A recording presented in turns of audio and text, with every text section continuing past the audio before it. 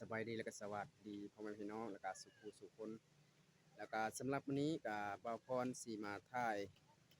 สภาพในเฮือนของบ่าวพรแล้วว่าในครอบครัวของบ่าวพรแล้วก็สามารถทุกคนมาติดตามได้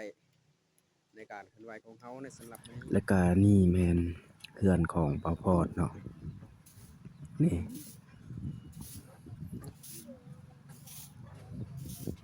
อันนี้ก็ไม่แต่เขาออมไม่แต่กระพากเนาะ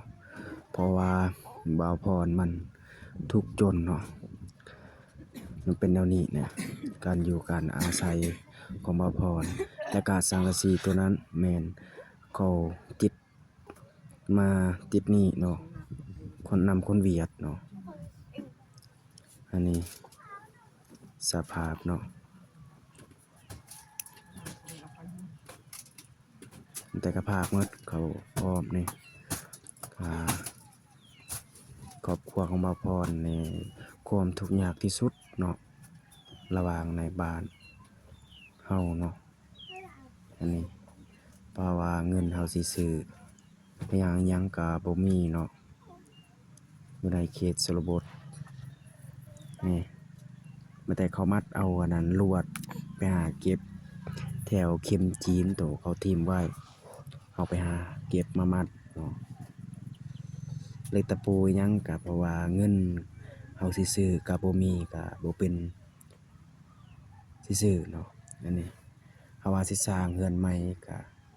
บ่ได้เพราะว่าเงินคำแก้วของเฮาก็บ่มีเดี๋ยวนี้เขามาถ่ายอยู่ในครัวเรือนของบ่าวพรเองนะสภาพของเรือนของบ่าวพรน่ะว่าเป็นจั่งใดก็สิมาถ่าย FC มาเบิ่งเลยนี่บ่อนอยู่อาศัยของบ่าวพรเนาะนี่สามารถ FC มาเบิ่งเลยความทุกข์ยากของเฮาว่าซั่นซะแล้วก็ส่วนนี้เนาะอยู่บอนเตาไผนี่แหม่ก็แม่นส่วนน้องสาวล่าเนาะกำลังจีกินอันนั้นมันต้นเนาะเพราะว่าข้าวกินอิหยังก็บ่มีเนาะอาหารการกินหรือว่าเสบียงอิหยังก็บ่มีเนาะ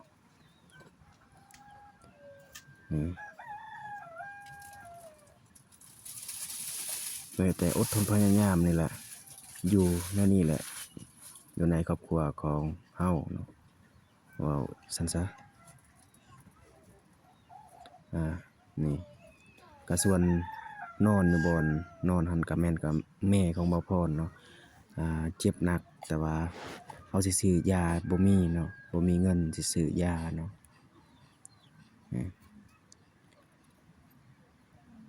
เอากับไอ้ต้นคือกันแม่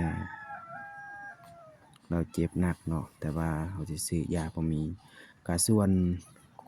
ลูกของบ่าวพรเองอันนี้ก็เจ็บคือกันเป็นไข้แต่ว่าซื้อยาบ่เป็นสิซื้อเนาะเพราะว่าเงินก็บ่มีอันนี้ก็ยืมอันนั้นยาเข้ามาใส่ของอีแม่เนาะเพราะว่าเงินค้ำก็บ่มี